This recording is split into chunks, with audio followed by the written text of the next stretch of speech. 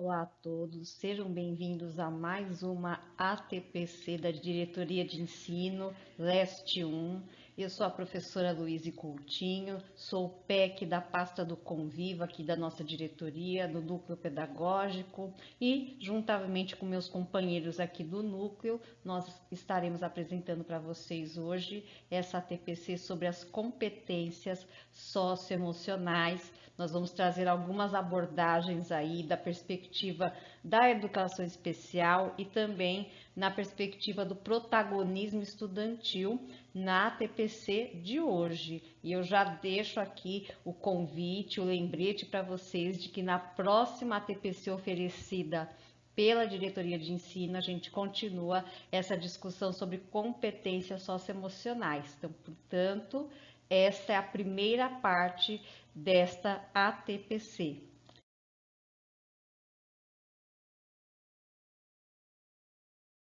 Nós fizemos aí um agrupamento com algumas pastas para oferecer essa ATPC. A minha companheira Magali Francisco, da pasta do Conviva, o professor Jonathan William, que é da pasta de programas e projetos, e também a professora Maria Beatriz Maranha, que é a nossa PEC de educação especial. E claro, a gente sempre conta com o apoio aí da nossa coordenadora de equipe curricular, a professora Maria Socorro Feitosa.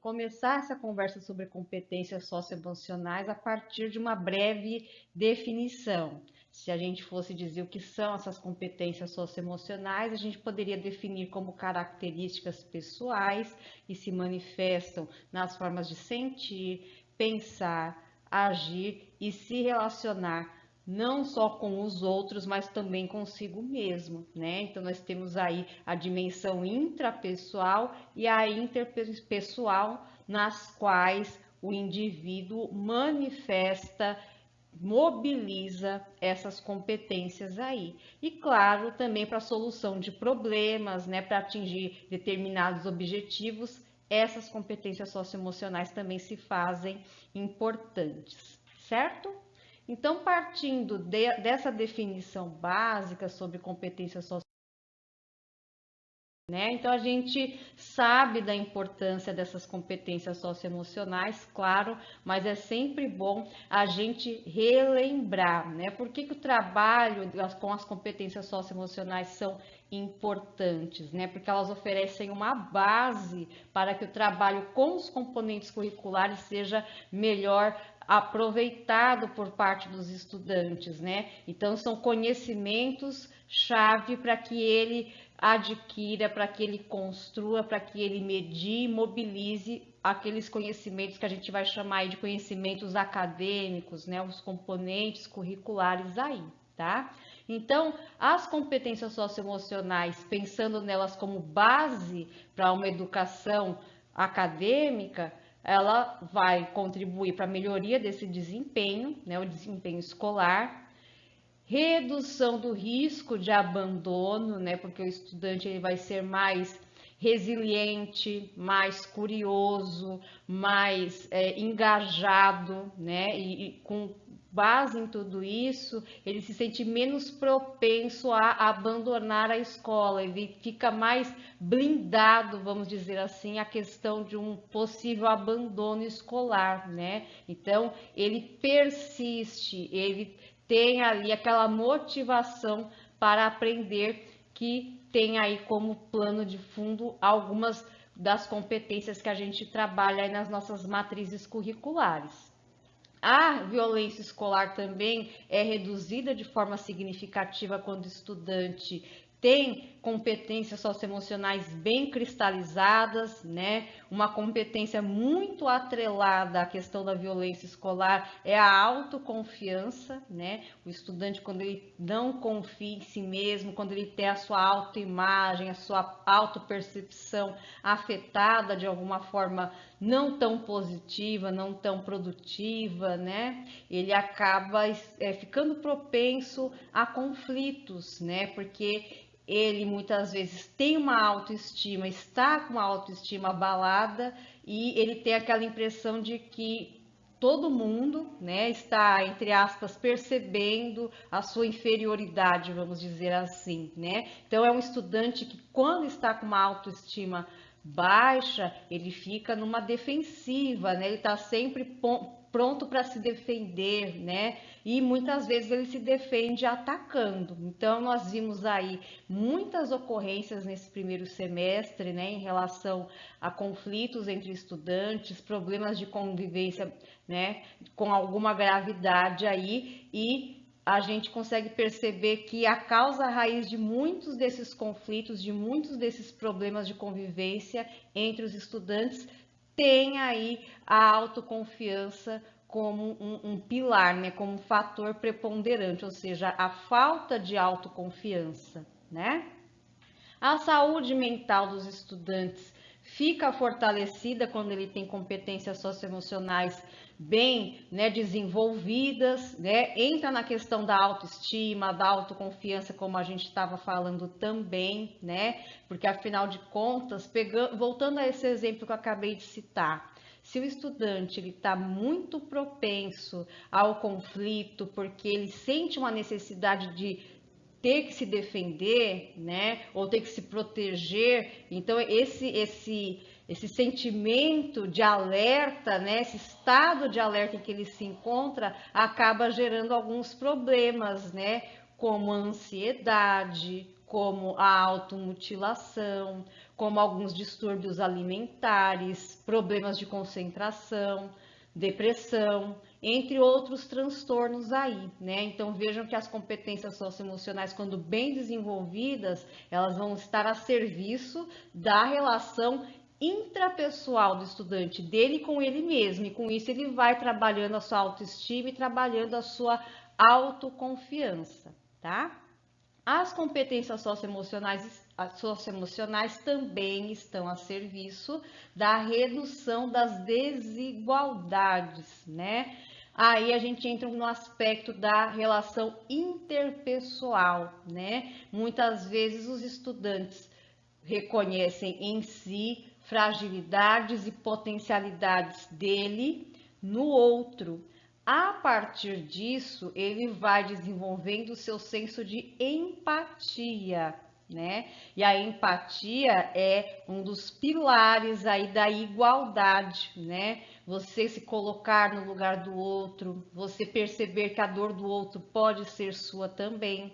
Então, já começa numa igualdade de tratamento e de relação entre os pares, né? Quando a gente tem a empatia bem desenvolvida, né? E aí quando a gente tem uma igualdade, né, dentro desse contexto escolar, a gente tem como ganho, né, colateral aí a inclusão, né, a tolerância, as diferenças, o respeito às diversidades, né? E quando a gente tem um ambiente onde a empatia é o fio condutor das relações, claro que esse ambiente escolar e as relações entre os estudantes e professores vai ser muito mais colaborativa. Então todo mundo vai se sentir ali pertencente porque tem aquele senso de valor, né? De uma valorização coletiva, ou seja, onde todos têm o mesmo peso, ao mesmo tempo que esse próprio estudante se sente na sua condição individual valorizado também.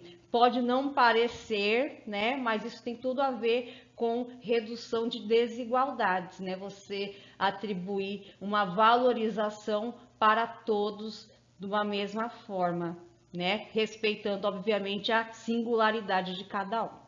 E para a gente encerrar aqui a importância das competências socioemocionais, a gente não pode deixar de falar do projeto de vida, né? E quando a gente fala de projeto de vida, também vem aí à luz a questão do protagonismo estudantil, mas que já já a gente vai tratar disso um pouquinho mais aprofundadamente, né? Mas quando a gente fala de projeto de vida, a gente está falando de competência socioemocional, né? Não só esse trabalho de autodescoberta, de autoconhecimento que essas competências socioemocionais traz para o estudante nessa dimensão interpessoal e intrapessoal, mas também traz na sua perspectiva de futuro, né, alguns benefícios, né, ele já reconhecendo nele algumas potencialidades, né, no que diz respeito a essas competências, ele já pode ir norteando o seu projeto de vida, assim como ele pode ter um sonho, um projeto de vida,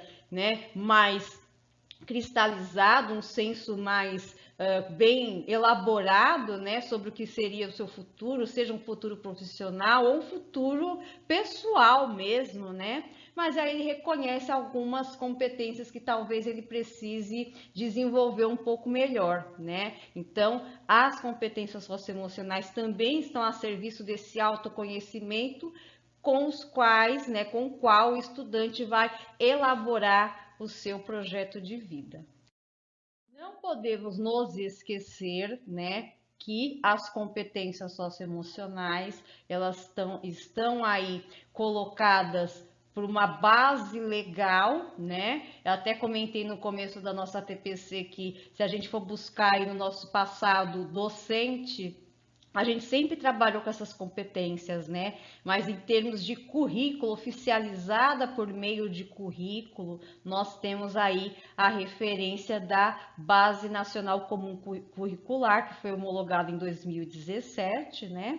E ela traz aí, a gente passando um olho nesse diagrama onde a gente tem as 10 competências gerais da BNCC, a gente já começa a reconhecer algumas dessas competências socioemocionais ou eixos pelas quais essas competências perpassam aí, né? Algumas estão aí textualmente colocadas como empatia, autogestão, e tem outras que a gente consegue fazer relações com as competências, com os nomes que a gente conhece, né, como pensamento científico, crítico e criativo, que a gente pode associar com abertura ao novo, e assim por diante. Eu não vou me aprofundar muito na BNCC, porque em uma das nossas ATPC anteriores, a professora Patrícia Hernandes, que é a nossa PEC de Artes, tratou do tema da BNCC, e quem quiser pode retomar essa TPC no QR Code que está aparecendo aí na tela para vocês.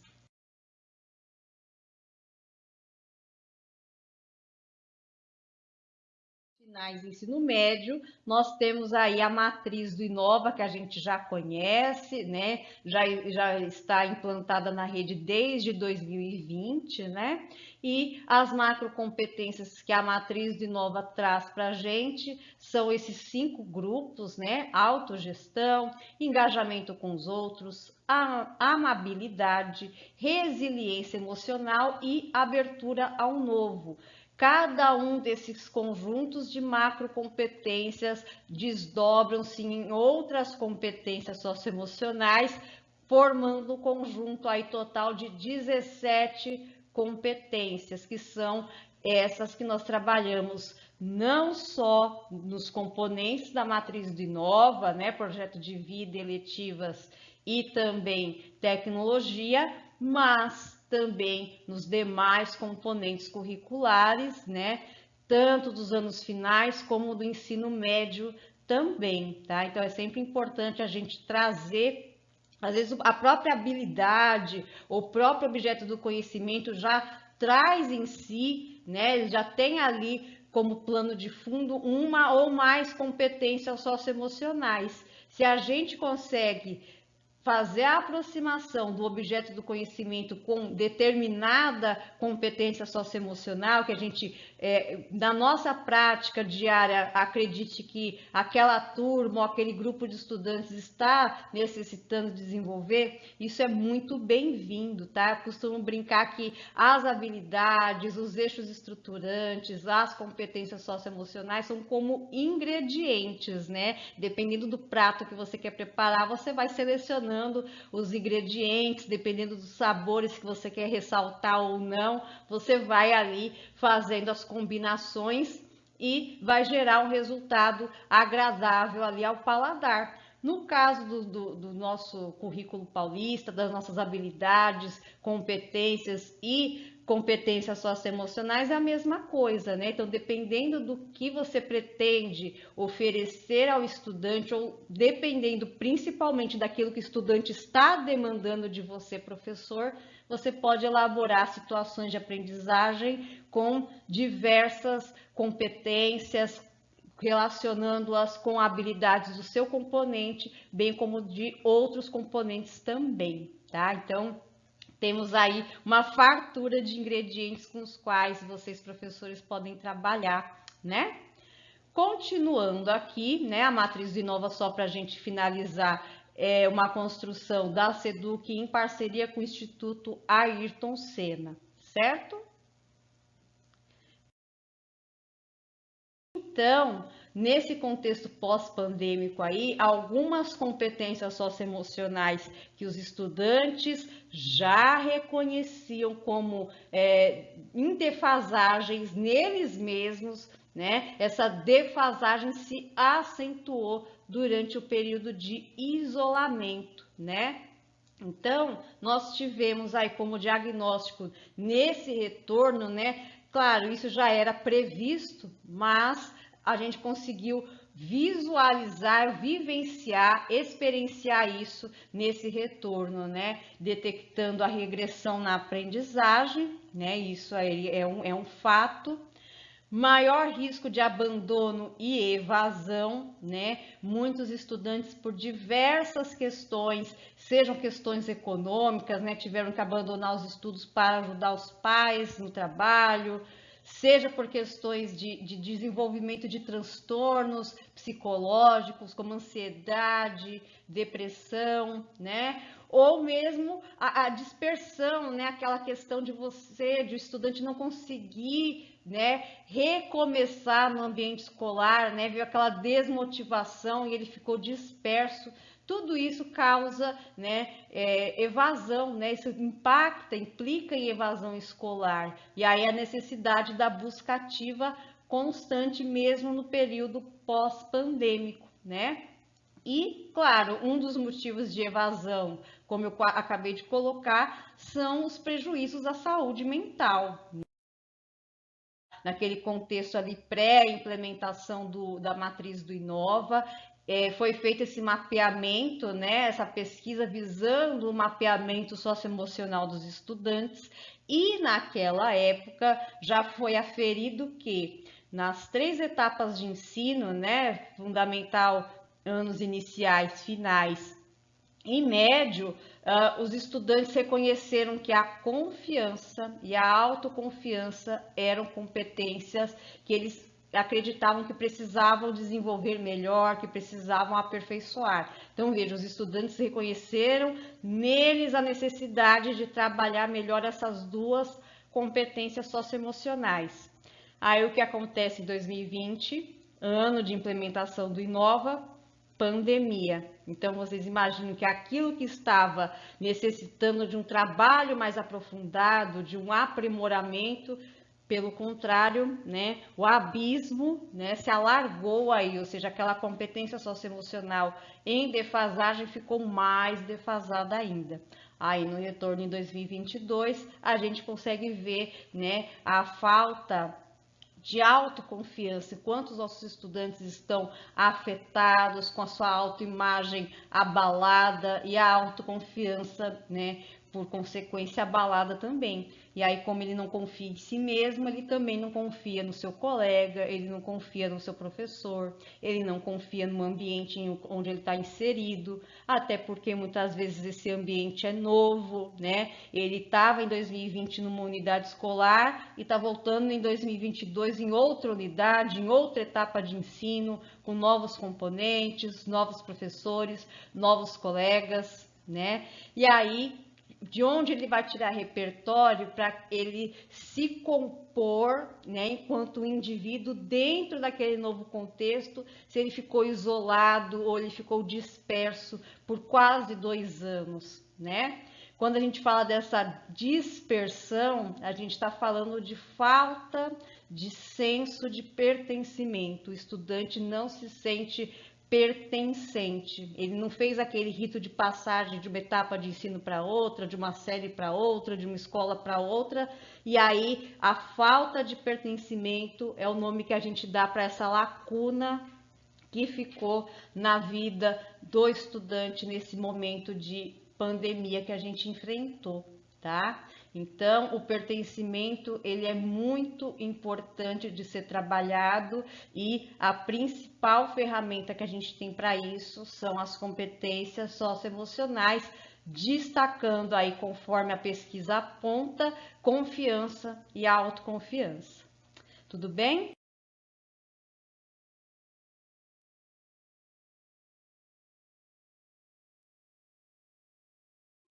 Bom, vamos trazer aí então brevemente, mais uma vez, um conceito de pertencimento. O que é o pertencimento?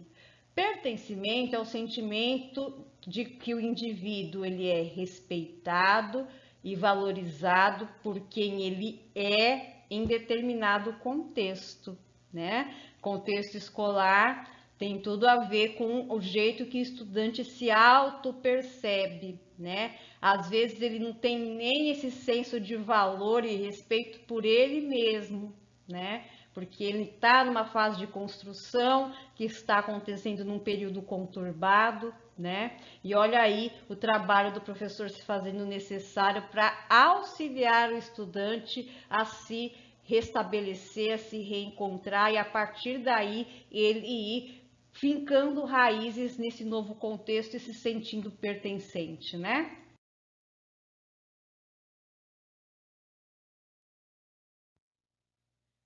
O senso de pertencimento proporciona nos nossos estudantes maior motivação, maior resiliência aos desafios e adversidades, confiança em si e nos outros, olha aí a questão da autoconfiança, abertura ao novo, isto é, maior curiosidade para aprender coisas novas, vontade de conhecer gente nova, ter novas experiências. Também faz com que o estudante responda melhor a críticas ou eventuais feedbacks não tão positivos. Isso vai contribuir para que ele não deixe que essas eventuais críticas abalem a sua autoimagem. E claro, isso vai reverberar numa melhora no comportamento desse estudante e no seu desempenho acadêmico. E, por fim, o pertencimento contribui para o desenvolvimento de tolerância ao diferente e também de respeito à diversidade que a gente sabe que toda escola traz aí. Para a gente falar um pouco mais sobre diversidade, nós vamos trazer a perspectiva da educação especial, no que se refere à construção desse senso de pertencimento, e quem vai falar disso conosco é a nossa querida professora Beatriz Maranha, que é a PEC da pasta de Educação Especial do nosso Núcleo Pedagógico da Leste 1. Vamos lá?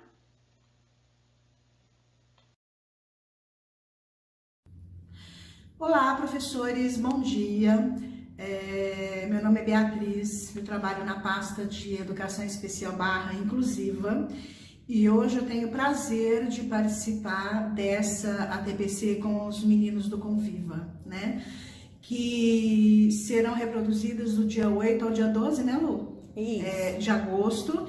E eu gostaria de entrar na parte da competência socioemocional, claro, que é a TPC de hoje, né, dessa semana, falar um pouquinho para vocês sobre os nossos alunos deficientes, né?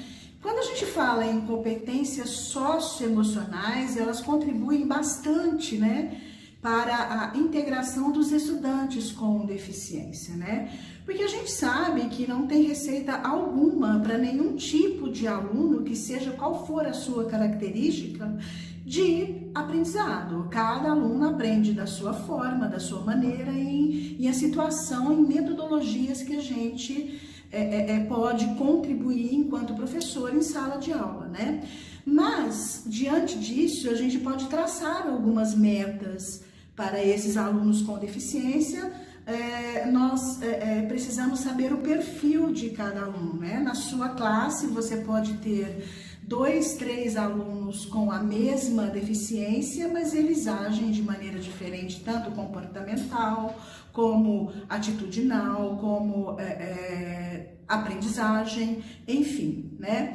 Então, a gente poderia ter algumas metas compartilhadas no ensino colaborativo, né?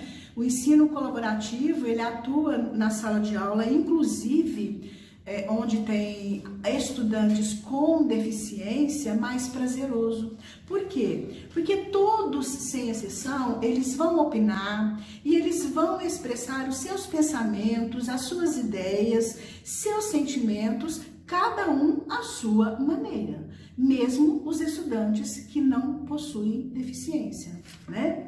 E como será que a gente pode falar com a classe, né, sobre a deficiência de um colega que houver, né, na sala de aula? A gente tem que colocar na nossa didática aquele tabu onde não se fala porque não se exibe, né? Mas não é isso. Nós devemos saber como falar, o que falar e em que momento falar. Claro. Cada estudante, ele deve ser considerado em sua individualidade, não só o estudante com deficiência. Nós temos em sala de aula estudantes com transtornos emocionais, com transtornos bipolares, vários tipos de transtornos, né? Tem o estudante com dislexia, tem o estudante com TDAH, que não são alunos, né? Estudantes públicos elegíveis da educação especial, mas são alunos que nós devemos atender na sua individualidade, né? E o mais importante é não considerar que esse assunto seja realmente um tabu, né? E que a gente se recusa a falar sobre isso. Nós não podemos agir dessa forma, porque quando a necessidade surge em alguma situação em sala de aula, nós devemos estar preparados para como agir, né? E esse assunto, ele deve ser tratado com muito respeito, muito carinho, né? Sem perguntas invasivas, né? Que coloque o estudante em alguma situação desconfortável. Pessoal, eu coloquei tudo isso escrito porque eu achei interessante, né? Eu pesquisei antes de ser convidada para a TPC dos meninos do Conviva, né? E eu achei algumas coisas interessantes, então eu escrevi para eu poder desmembrar para vocês melhor, né? A respeito desse assunto. Então, a gente deve, pelo menos, conhecer a deficiência para saber ajudar, né? E a gente deve, sim, desconstruir mitos e fantasias sobre essa deficiência. Por quê? Alguma dica, por exemplo, na primeira aula do ano letivo, todos vão se apresentar, né? E seria uma ótima ocasião, uma oportunidade do estudante com deficiência poder se sentir à vontade em falar do jeito que ele quiser sobre si, se ele quiser, né? Como ele quiser e da maneira como ele acha mais conveniente para eles, né? O que for mais agradável a ele, né? Sem exposições desnecessárias. Não há uma receita, né, pronta para essas coisas. As coisas acontecem conforme as situações vão acontecendo em sala de aula. Então essa seria uma grande oportunidade para uma apresentação deles, né? E quando a gente fala apresentação, nós temos os pequenos. Nós temos as crianças também dos anos iniciais para participar desse primeiro dia de apresentação. Então, eles tendo um pouco mais de dificuldade nessa apresentação, nós podemos ter um apoio colaborativo. Nós podemos ter um membro da família ao lado, nós podemos ter um professor mediador ao lado, né? Com várias metodologias. Nós somos professores, né? Nós somos muito didáticos e nós conseguimos, diante das características de cada aluno, dar um suporte. Eu não preciso ser especialista em estudantes com deficiência para que eu tenha esse suporte, né? Então, o que nós devemos fazer? A gente deve se preocupar em atingir As barreiras atitudinais, que eu acho que as barreiras atitudinais é que merecem mais atenção na escola, porque é diante da sua atitude que você vai desmerecer ou não o compartilhamento de apoio colaborativo, né? Porque quando a gente recebe um aluno, um estudante com deficiência em sala de aula, primeiro a gente tem que conhecer o perfil desse aluno, né? Para depois traçarmos algumas metas para que esse aluno seja realmente, que ele tenha realmente um desenvolvimento global em sala de aula, né? Tipos, por exemplo, o que desfavorecem totalmente a inclusão? Então, vamos ver, a ignorância, né? Quando você não procura saber do que se trata aquele perfil, você fica de uma maneira um pouco mais afastada, porque você não sabe como agir. E quando você sabe meramente como acontece uma patologia, pelo menos você se informa um pouquinho do que você pode contribuir para aquele aluno, né? O medo. Medo do quê? Eu não posso ter medo de querer ser um professor atuante em sala de aula com o meu estudante com deficiência. Ele precisa de mim. Eu sou o modelo dele, né? Piedade. Ninguém é digno de piedade, né? Muito pelo contrário. Se ele está ali ou não, alguma coisa ele me traz de bom. Então eu devo pegar essa potencialidade desse aluno e trabalhar em cima da potencialidade e não trabalhar com as dificuldades, tá? A rejeição. A rejeição é uma atitude, é um comportamento atitudinal muito desprezível, né? Por que você rejeita o seu próximo? Porque ele tem algum tipo de deficiência? Porque ele não te agrada de alguma forma? Não, nós somos todos iguais, um ajudando o outro, né? A percepção de menos-valia. Esse deficiente, esse estudante com deficiência, ele já chegou na sua sala com algumas coisas que o fizeram perceber que ele tem menos valor que o outro, né? E isso a gente percebe pelas atitudes que ele tem em sala de aula. A gente não sabe o que ele passou antes, né? Então eu acho que nós temos que trabalhar, nós temos que trabalhar com essa pessoa com deficiência, colocando essa pessoa em um nível que tenha as suas potencialidades desenvolvidas, né? A inferioridade, quantas vezes nós, que não somos pessoas com deficiência, nos sentimos inferiores por alguma fala de algum amigo, de uma atitude, enfim. Imagina um deficiente que não tem como se defender, vamos supor, numa conversa, num diálogo. O que ele vai sentir? Ele vai ficar isolado, né? E a partir desse momento, ele ficando isolado, o professor acha que é preguiça, que não quer fazer nada em sala de aula. Mas a gente tem que puxar para ver o que está acontecendo, né? O que eu já falei, a piedade, né? A percepção da incapacidade intelectual, não parece, mas a pessoa com deficiência, ela sabe os limites dela. Não precisa eu evidenciar isso.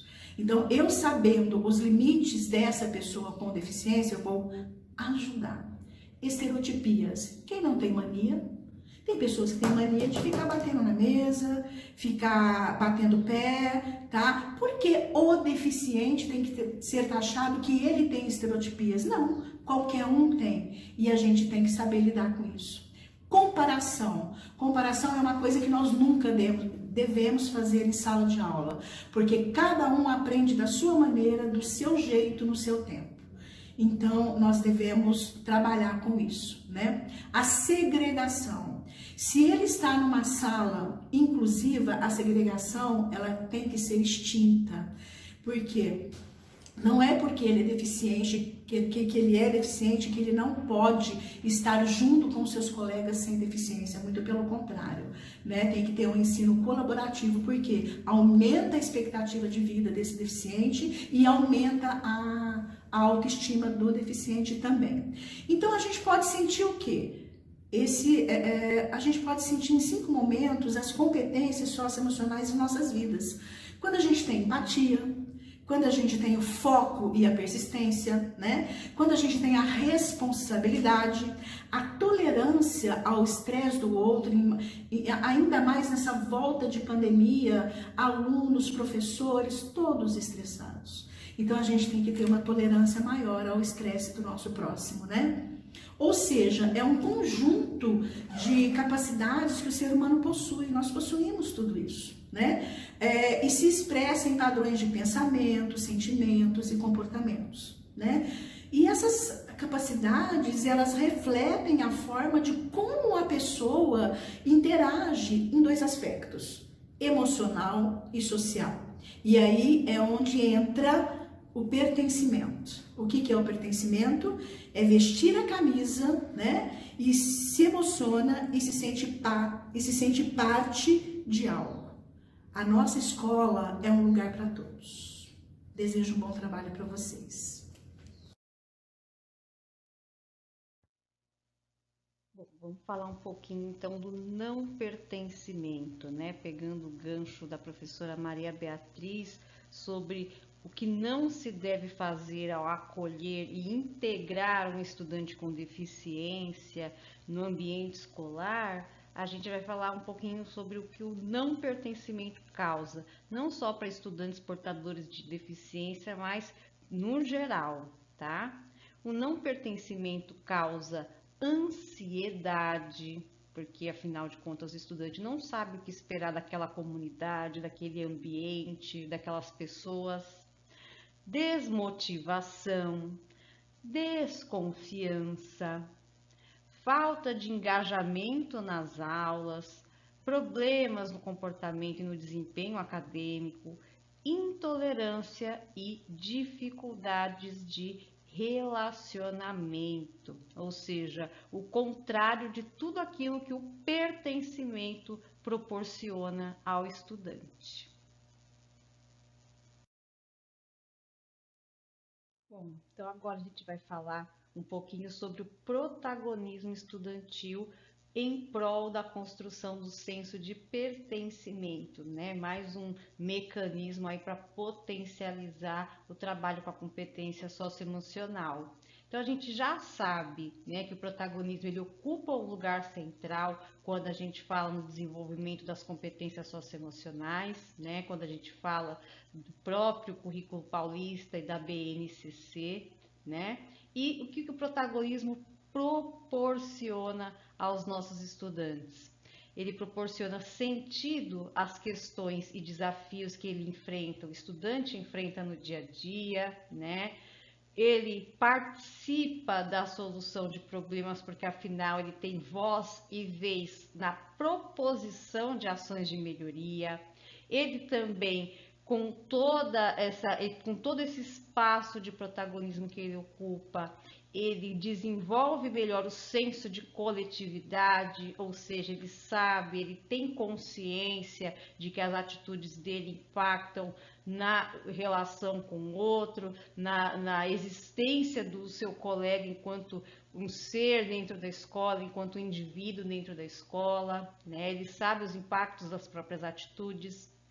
O estudante protagonista que tem esse espaço respeitado dentro da escola, ele é mais engajado na vida escolar como um todo, então não só no desenvolvimento, nas aulas, dos componentes curriculares, mas em atividades extracurriculares, né, com as amizades, com os relacionamentos e, claro, protagonismo tem tudo a ver com projeto de vida, né? Afinal de contas, o estudante ele vai utilizar tudo o que ele aprende na escola para compor esse projeto de vida. Então, projeto de vida é colocar o estudante no centro do seu processo de ensino-aprendizagem antes de qualquer coisa. E por fim, claro, o protagonismo estudantil contribui fortemente para a melhoria do clima escolar, afinal, é um estudante, o protagonista, mais consciente do seu papel enquanto estudante, enquanto cidadão e também consciente dos impactos de suas atitudes dentro e fora da escola, certo? Para a gente falar de protagonismo, nós vamos trazer o professor Jonathan William, que é o nosso PEC da pasta de programas e projetos, e ele vai falar sobre como o protagonismo estudantil pode contribuir e impactar positivamente no clima escolar. Vamos lá? Bom dia a todos e todas. Sou o Jonathan, professor especialista em currículo, de programas e projetos. Estou aqui para contribuir na nossa TPC de competências socioemocionais. Bom, e eu trouxe então uma reflexão para vocês, né? No slide anterior vocês viram então o questionamento de como o protagonismo estudantil pode impactar no clima, na melhoria do clima escolar. E aí vamos então nessa conversa refletir um pouquinho como melhorar nesse clima escolar. E vamos falar então sobre o que é exatamente o clima escolar, né? Pois vocês, professores, que são público-alvo da nossa TPC, estudantes, gestores, funcionários, passam grande parte do seu tempo dentro do ambiente escolar. Então, para refletir sobre isso, é importante pensar nesse ambiente escolar como uma vivência de diferentes pessoas que compõem toda essa comunidade escolar. Além disso, a melhoria do clima escolar, claro, vai impactar na qualidade de ensino, que é o grande objetivo não só de vocês, professores, nem de nós aqui do núcleo pedagógico, mas sim da sociedade como um todo. Então, a gente trouxe um estudo, né, antes de vir aqui, esse TPC, e vários estudos apontam que um clima escolar positivo gera efeitos na segurança, na prevenção do bullying, o bullying que é esse mal aí que assola nossas crianças e adolescentes, o bullying presente em quase todas as nossas escolas, né? Nós tivemos muitas ocorrências, principalmente depois desse processo pós-pandêmico. Enfim, a gente viu que essas questões de relacionamento socioafetivo, enfim, foram afetadas, claro que sim, né, por todo esse processo pós-pandêmico, estresse da sociedade, enfim. Então, a gente melhorando esse clima escolar, a gente vai trazer uma melhora para o clima escolar e melhora consequentemente para a escola como um todo, né? E vários estudos apontam isso, essa prevenção do bullying, e a melhora também do desempenho acadêmico. Os números melhoram também. Nós trouxemos estudos que escolas que trabalham o clima escolar têm melhores resultados em avaliações externas, em avaliações internas também, enfim. Bom, então a gente ia refletindo um pouquinho sobre o que é esse clima escolar e o porquê melhorar. Nós trouxemos também aqui uma reflexão do Paulo Freire, na pedagogia da autonomia, né?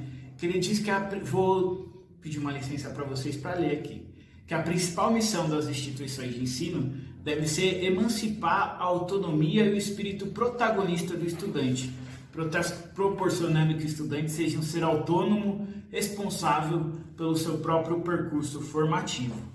Então, pessoal, esse é o grande dever da educação, né? Trazer esse cidadão crítico, esse cidadão participativo, trazer esse espírito crítico ao estudante, esse espírito protagonista e trabalhando o protagonismo estudantil por diversas formas, não só no Grêmio Estudantil, presente em todas as nossas unidades escolares, mas trazendo o protagonismo no dia a dia, na sala de aula, com metodologias ativas, dando vez e voz para o estudante, ressignificando, trazendo novo significado para ele, do porquê ele está na sala de aula, do porquê aquele conteúdo, enfim.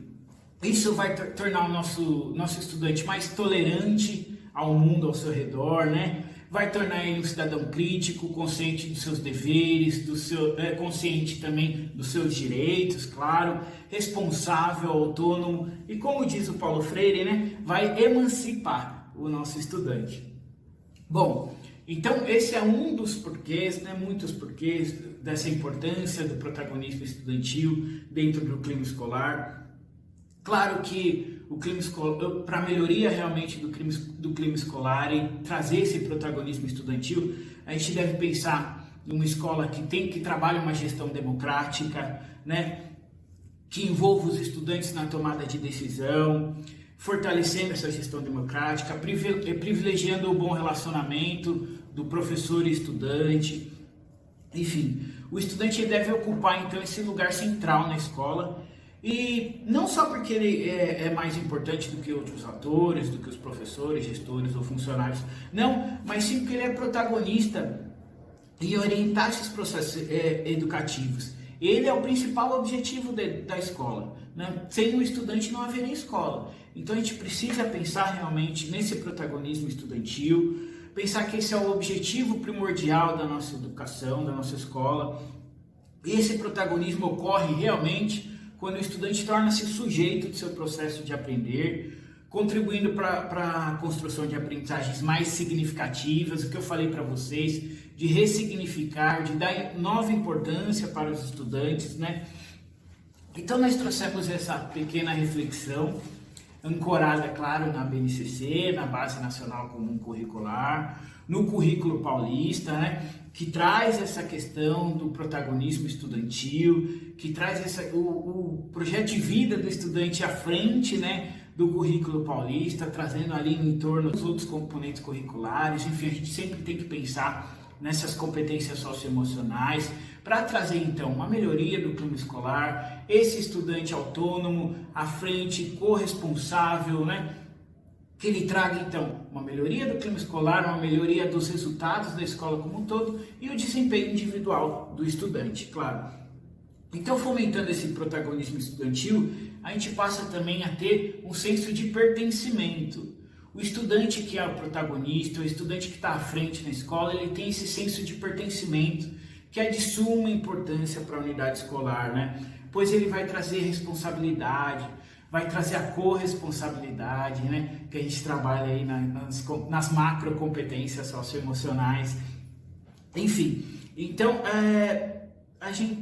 qual é o objetivo de tudo isso? A gente trazendo, então, o estudante corresponsável, o estudante engajado, um estudante protagonista. Com certeza a gente vai melhorar os índices das nossas unidades escolares e a gente vai poder oferecer, por fim, então, uma educação pública gratuita, de qualidade e que atenda a todos os nossos estudantes. Muito obrigado, pessoal.